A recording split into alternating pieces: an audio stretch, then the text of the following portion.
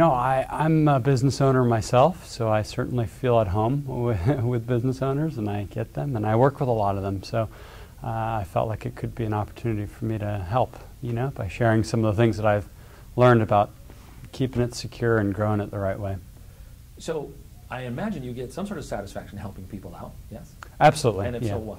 Yeah. Well, to me, it's about the relationship. It's always been about that. So yeah, I'm drawing up documents for clients, but what I really enjoy is kind of the getting to know them and kind of that journey that, all entrepreneurs go on a journey from start to finish, and it's about the obstacles and how we overcome them. And I enjoy being kind of an ally, a sounding board along the way, really. So the things that you talked about earlier in the conference, a couple of things stuck out of my mind. It's like, I need to jot this down and then hire a bookkeeper, because I find myself, 95% of my business now is doing the business part and not doing the fun creative stuff. Yeah. And so do you find that that's the case with a lot of people who have businesses, that they should pay to do something that somebody else could do?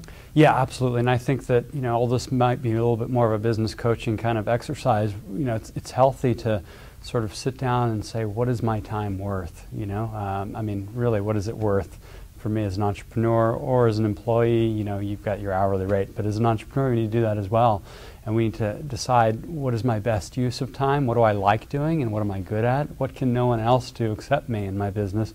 And then for those other things, if they're not, worth your time to be really doing yourself, or if they're not the highest and best use of your time, you really need to get efficient by kind of outsourcing those and moving yourself to a position where you're doing really what you should be. Yeah. Well, what's the best way for someone to figure out what their time is worth?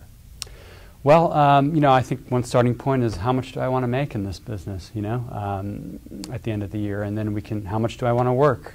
So you can start at the end and go back and kind of figure that out. So now I've got, I want to work 30 hours a week, and, we come to a number at some point, and then it becomes a little bit easier to sort of realize, okay, I'm shooting myself in the foot by doing this $5 an hour work in some cases, now that we can outsource a lot of things that are simple, by spending all my time doing that, Well, I think that at some point you got to kind of understand the dynamics of your particular profession. How can you realistically compete with the others that are maybe in the same market space? What can you charge? And you really got to look at it from a numbers standpoint. But for a lot of people, it's just something that they're a lot more happy doing, and they've got that passion to do it. So it's not all about numbers, dollars and cents so much, but we want to make sure that we're certainly not going backwards on that, and that we've got enough to keep it sustainable, at the bare minimum. And then we want to get in a position where we can kind of, outsource some of that, maybe use some of the funds that come in to get it even more efficient. I think one of the nice things today is that with technology and sort of the globalization of the workforce and virtualization, we're able to really be a lot more efficient if we really want to. Yeah. When somebody quotes a job, they bid a job at $2,500, and then people now, because of the internet, can shop it and find something to do it for $1,700 instead.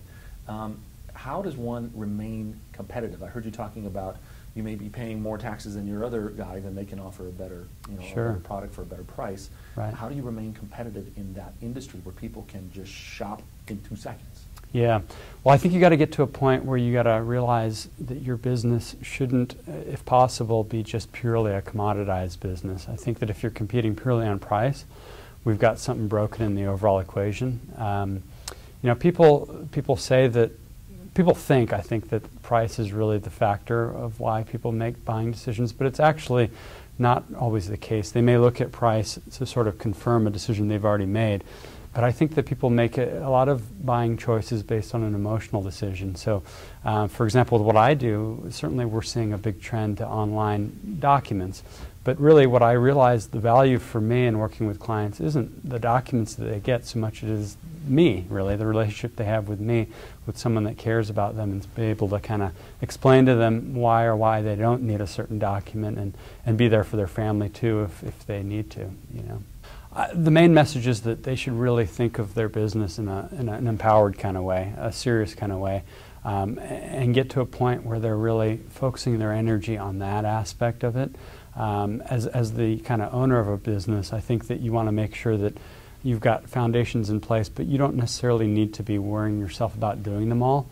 You can find cost-effective ways to make sure that you've got that system there so that you can really get to a point where you're really growing the vision, really, and spending your time, because no one else can do that better than you. You're the one that has the passion for why you're in business, so you need to keep that in mind and make sure that you're dedicating enough time to that.